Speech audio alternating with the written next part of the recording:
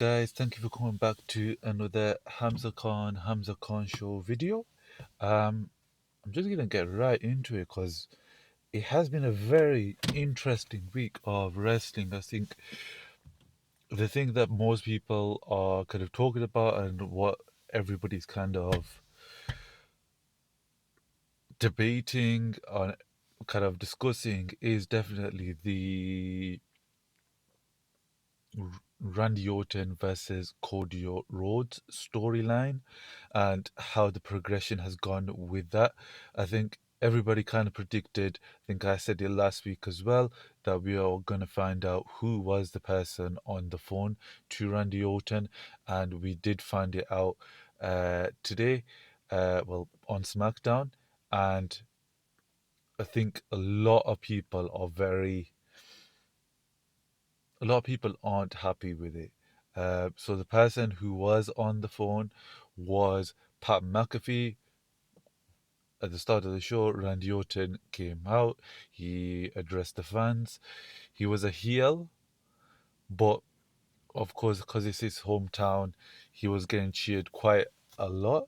And the second when Cody came out, he Cody was getting booed and Randy Orton was getting cheered still throughout that full time.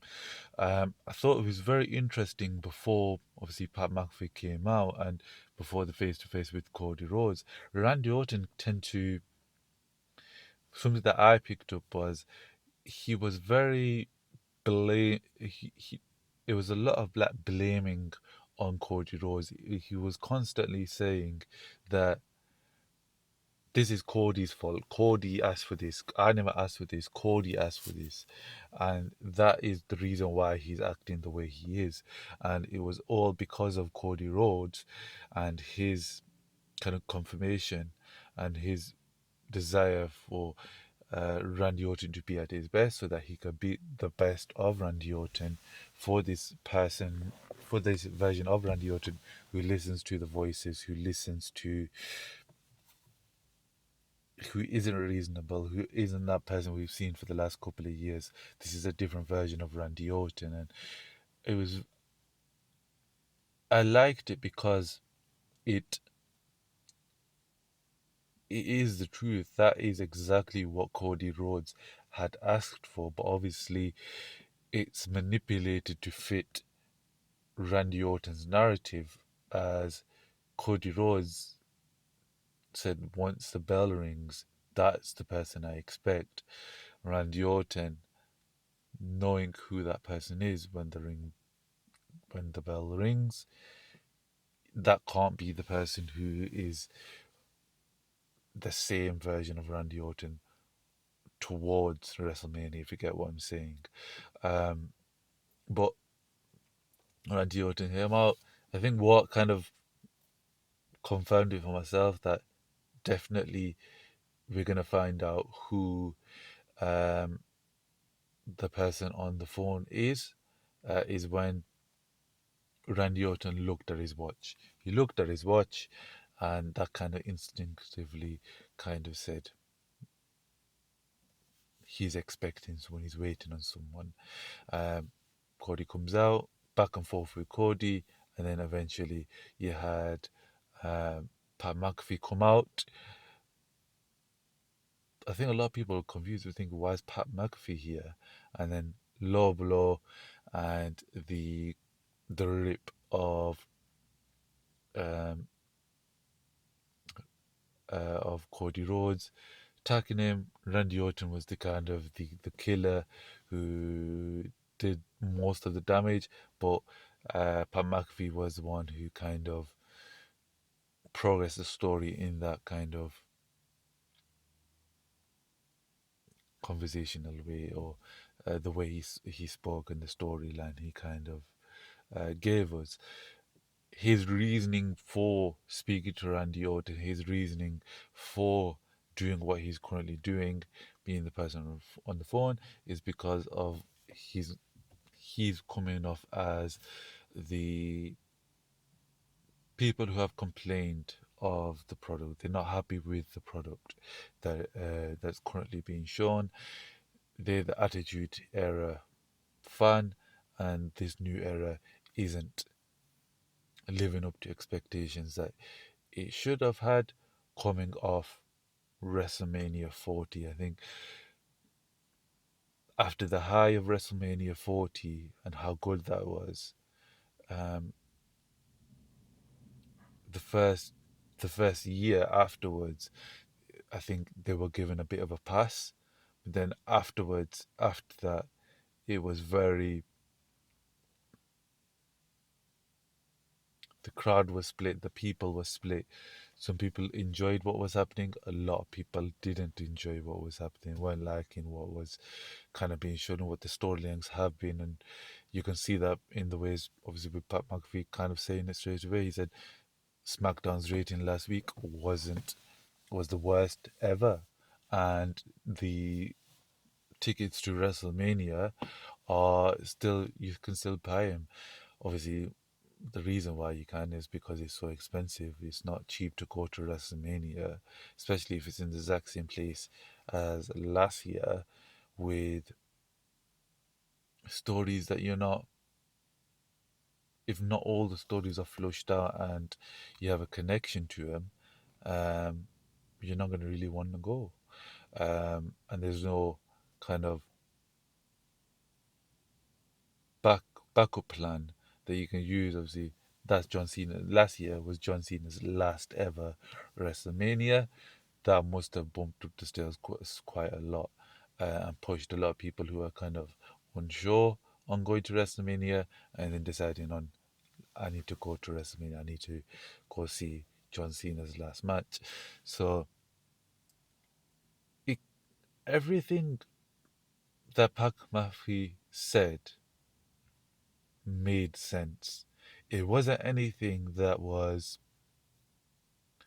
did not fit the story. I think what a lot of people are getting a little bit angry about is or not enjoying or liking the fact that it is Pat McAfee who was the person on the phone. I think came off the fact that Randy Orton said when he came off the phone, there's more than one royal family. It kind of alluded to the fact that the person on the phone was a member of a wrestling royal family or someone who's connected to WWE in a multiple generation kind of way. And the fact that it's Pat McAfee, it's, you had expectations, Ric Flair, The Rock, so on and so forth. And it turns out it's Pat McAfee, who's an NFL guy who's um, who came into the world of WWE. Obviously, everybody likes Pat McAfee and he does respect WWE and he respects the business, but it isn't that expectation. But I think the way they manipulated the words and how Randy Orton said it was never necessarily 100% confirmed that it had to be. I think I thought it, and I think a lot of people thought it, and I don't understand why everybody expected it to be someone that was a part of some like third generation or fourth generation wrestling family. But it kind of, if you see it from a different perspective, you can kind of look at it where maybe it isn't the case where Randy Orton is affiliating the person he's speaking to as a member of a royal family in wrestling. More so, it could be the fact that he's talking about himself as a person who is a member of the a royal family in wrestling. He's a person that has had family members in generations wrestle in WWE or wrestle overall, and that's kind of a knock on against Cody Rhodes, where Cody Rhodes kind of says it constantly. This is a kind of rib that, sure, you are, Cody Rhodes are a member of a wrestling royal family, sure, but so am I. And maybe the person on the phone is reminding Randy Orton of that fact. I think that is the case because of how much Pat McAfee was hyping Randy Orton up, calling him the goat, the future goat, this and that, 6'5", this much pounds. How is there not? How are we having these people wrestle when you got Randy Orton on the show, which was very interesting to see. I My first reaction towards it, I did not like the fact that it was Pat McAfee. After accepting the fact and then also listening out and just looking at it as a story perspective, I think and I feel that this could be a very, if done correctly, obviously, it could be done really shit and it's ass, but if done really good and really well, it can be very, very interesting to see and a very good storyline. One thing that I'll allude to after, but I think obviously we shouldn't really get our expectations up, especially in this kind of wrestling universe. But um, but I think I'll talk about it after. Let me get to it after. Following on the story, obviously Cody Rhodes got beaten up. Randy Orton and Pat McAfee drove off in their truck. Later on the show, Cody Rhodes comes out. He crossroads Kit Wilson. Nice to see that for Kit Wilson. Very nice spot for him. And he went off on Pat McAfee and Randy Orton and everything behind it. Um,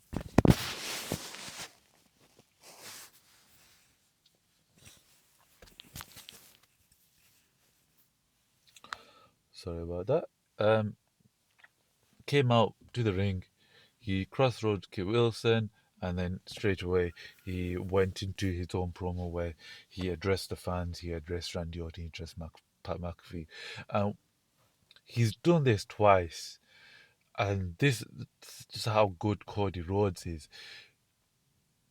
Back last year at WrestleMania, the crowd in Vegas was booing Cody Rhodes, and then Cody Rhodes brought it back. He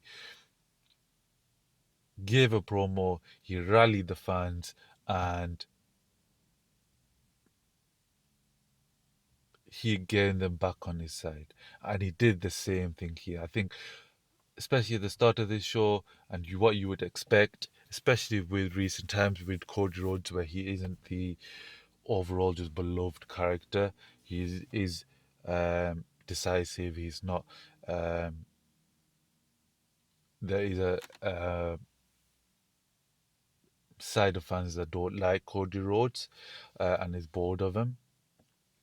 But they came out, they were booing straight away. But in that full promo, everything that he spoke about, he addressed Pat McAfee and told him that he's gonna get that receipt. He straight away brought up what everybody else was saying. So it is connected to the show where we had high expectations for the person on the phone to Randy Orton, and it turned out to be Pat McAfee. Straight away brings it into the show rather than having fans after SmackDown complain about it.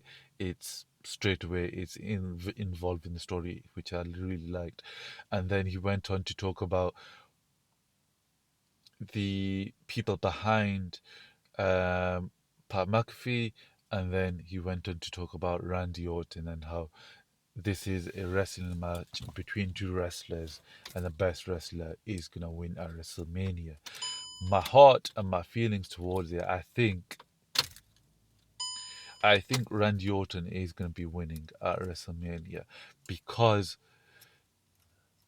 I don't know if they've done this on purpose in order to bring up the hype, but with everything that was said, Pat McAfee's promo, Cody Rhodes promo. Cody Rhodes says finally at the end of his promo, it's Pat McAfee saying the same. He kind of started the kind of the the line of The Rock, his appearance, his mannerisms, um, Cody Rhodes attacking that TKO boss, the people behind who represent um, Pat McAfee. They're also friends with The Rock. It's been mentioned before. Could this be the case where The Rock is involved? And at WrestleMania, we see The Rock return finally, and he sides with Pat McAfee. He sides with Randy Orton, and you leave the show with The Rock and Randy Orton and Pat McAfee building a stable. If you remember, the last time we saw the final boss was obviously after Elimination Chamber, but it was also you saw the final boss on the countdown show, not countdown show, the Pat McAfee show. You saw The Rock there where he went on to talk about that's the last time we'll see the final boss. The final boss is kind of done now. He has that connection with Pat McAfee. Could this be the case where we see The Rock get back involved with the wrestling business and it leads towards a WrestleMania match involving Cody Rhodes and The Rock, Cody Rhodes and Roman Reigns, something along those lines. High expectations, very, very unlikely at this point, but not impossible. They like to put these seeds out, but never, so it gets you talking, but they never execute on it. It never comes to pass. But but we'll see what happens from there. But I myself can't wait to see what happens on the next SmackDown. I feel like we are going to see Cody Rhodes on Raw, especially with the Raw at Madison Square Garden, where he was face to face with Stephanie McMahon. I feel like we are going to see um, Cody Rhodes at Raw, and we're going to hear what. Maybe not Cody, maybe we see Randy Orton on Raw. And he gets to speak about why he's aligned himself with Pat McAfee. Obviously, the other main event is the Roman Reigns and CM Punk main event. What happened was the opposite of previous week. CM Punk, Roman Reigns straight away attacking each other. CM Punk came out with his fist tied up, straight into fighting, ended with CM Punk on top with Roman Reigns in through a table.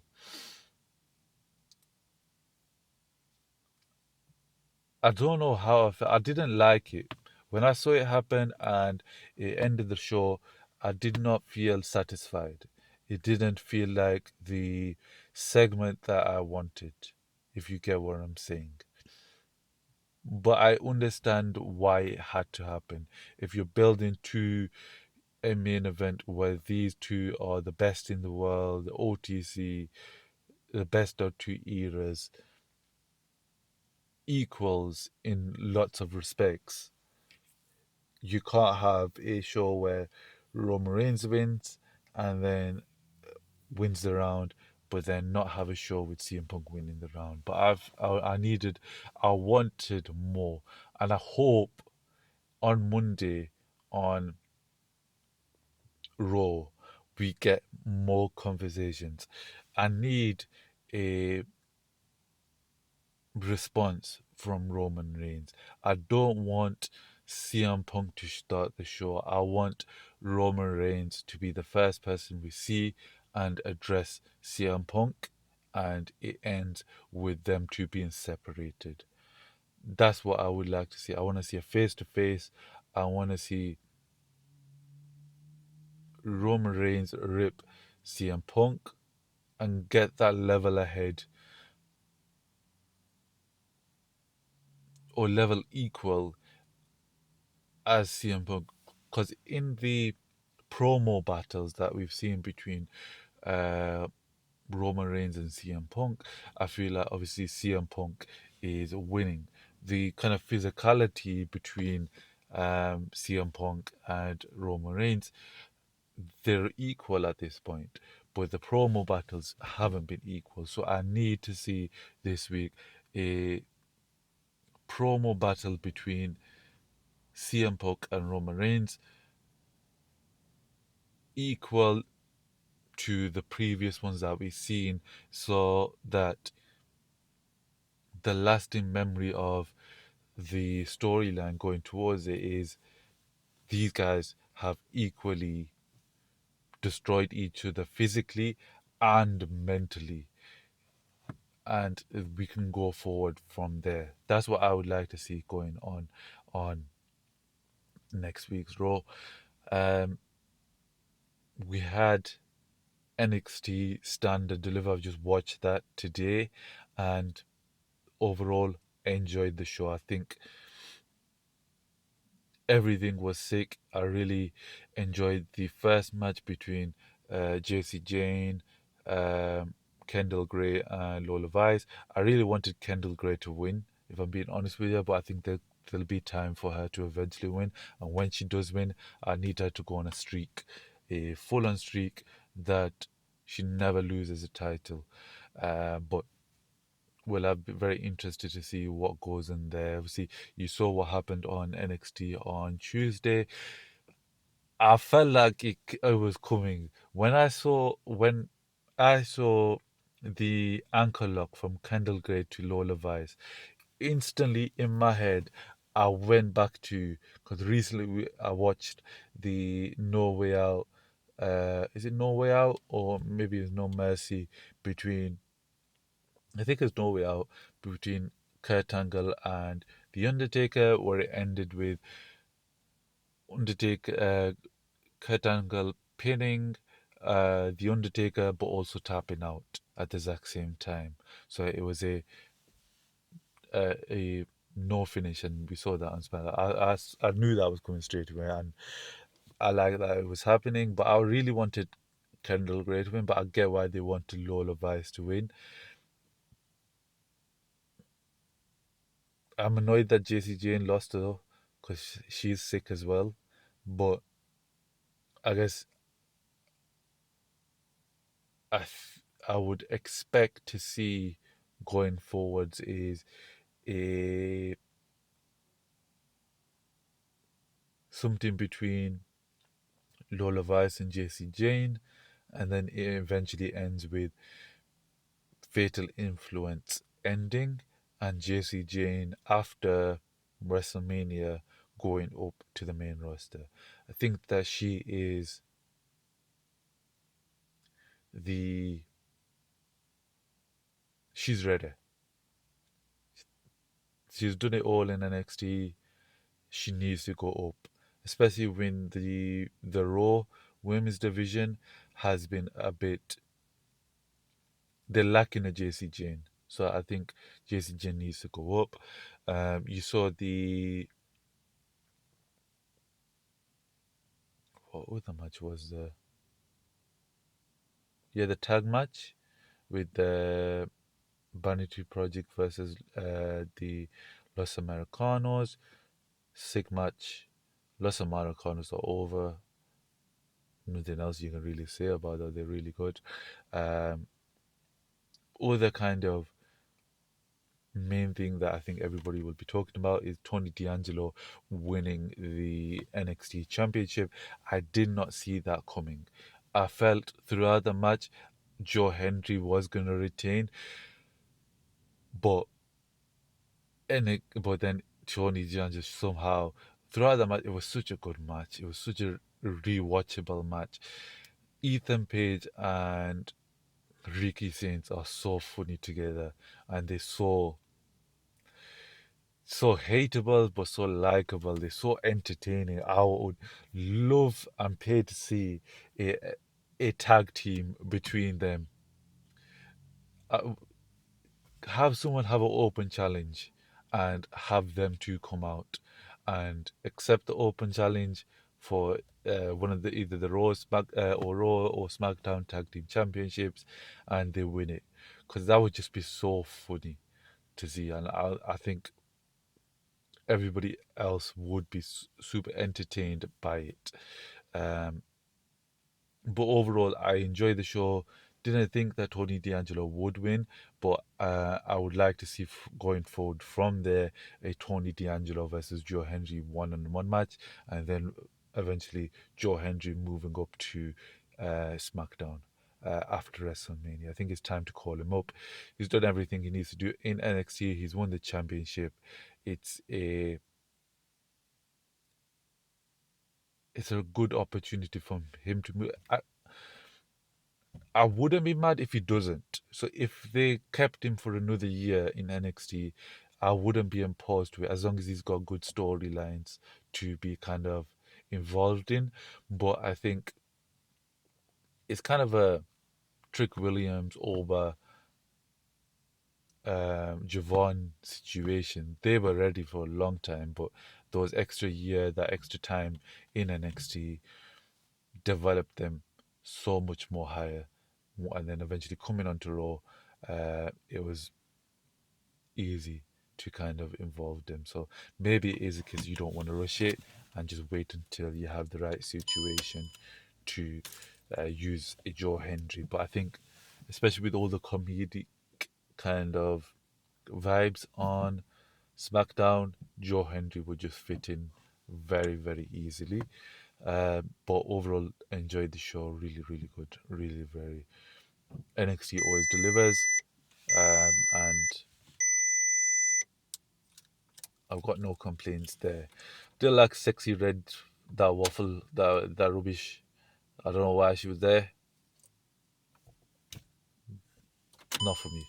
Anyways, I think the other thing that everybody, or the most important thing going on,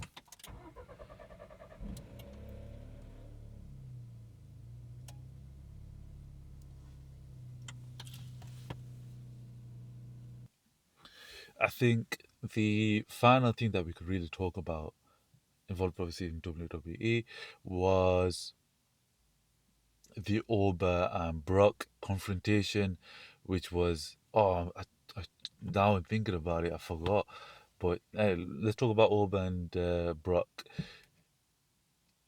I like that there was no physicality. I think it too much physicality, too much of Oba putting over, of Brock putting over Oba would lose its impact. But the fact that you had to get Oba and Brock separated by Triple H, it just increased like the significance of the situation. And I think if you're talking about the one of the main events of WrestleMania, that is what everybody is expecting, everybody is looking towards, and I hope that at WrestleMania we don't get a 5 minute match. If we get a 5 minute match, I'm just gonna be so annoyed. No matter if Oba wins, I want a long match. I want that third main event. If that's gonna be, if you're building it and everything towards it and the belief towards it and the air towards it is this is a third main event, then give it the time that it deserves to be a third main event. Put on a 20-minute match. Give it the time. Give it the make Oba struggle. Push Brock it to the limit, and then eventually put Oba over where Oba wins. But but just giving it to one another, I think even though it would be impactful, it would it becomes a moment rather than a building block for Obafemi, I think. I feel like if you just chuck him, when you're talking about like goats and like icons, you think that was an insane match. And having an insane match between Oberfemi and Brock Lesnar would just increase everything rather than a 5 minute match. Let's get the people hyped up and then Ober wins. I want a match. If we're gonna get a match, if we want to win, if it's the third main event, give me main event match. Build it out, present it in a nice way for myself. But I enjoyed the face to face, and I think everything has been significantly upped in the levels. Obviously, I forgot what happened on Raw, um, because just so much happening. But the other thing that's kind of interesting to see is the obviously Seth Rollins is now medically cleared, and then he was about to defeat um not defeat, that's the wrong word. So Seth is medically cleared. He's about to kill Paul Heyman, and then Gunther came out and choked him to hell and back. Um, I did not see this coming. I did not expect it, but I like it. I was very skeptical about what you do with Gunther going to WrestleMania. I was very worried. I was like, you built him up, you gave him John Cena, you gave him AJ Styles, you're going to your biggest show of the year, and he might not have anything significant on the show. But him versus Seth in a match where it isn't guaranteed that Gunther will win that match is more impactful than just any random kind of silly match that they gave us. But the story that you can build towards there, and I think it is a storyline where you can come off with a multiple matches is more interesting, and it can you can have Gunther lose at WrestleMania but still not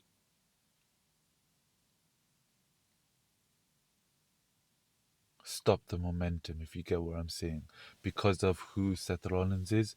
I don't think Seth Rollins is going to be retiring at WrestleMania, so that's off the cards. And I've not really put too much thought into it, obviously because I forgot with how much things are going on. I'll have to have another think about it and listen to what other people say and try and see what my opinion on it is. But I like it. I would say that. Um, LA Knight is cooked as well. Uh, LA Knight needs to concern himself with business that concerns himself. Why was he involved in that tag team match? I don't know. It makes no sense. You're in a street fight. Logan Paul gets brass knuckles. When in a street fight has brass knuckles been disallowed? When are you not allowed to do that? So LA Knight gets involved. He attacks Logan Paul. Speed goes in, punches LA Knight, and the Usos lose the tag team championship. And then, of course, LA Knight turns up to Speed's house. I'm thinking about this too negatively. It's interesting. It's gonna go viral. I think we are going to see LA Knight versus Speed at WrestleMania. Hopefully, it turns out where LA Knight just destroys Speed and we move on, and it's just a funny moment at WrestleMania. I'm still being too negative. Let's wait, see what happens. Don't be too negative about LA Knight, I guess. Anyways, thank you guys for watching. Leave a like if it was good, leave a dislike if it was bad. I apologize for the previous video. I think I had the fan on, so throughout the full video it sounded like I was going to space or something, but hopefully this video isn't like that. Anyways, thank you, peace in a bit.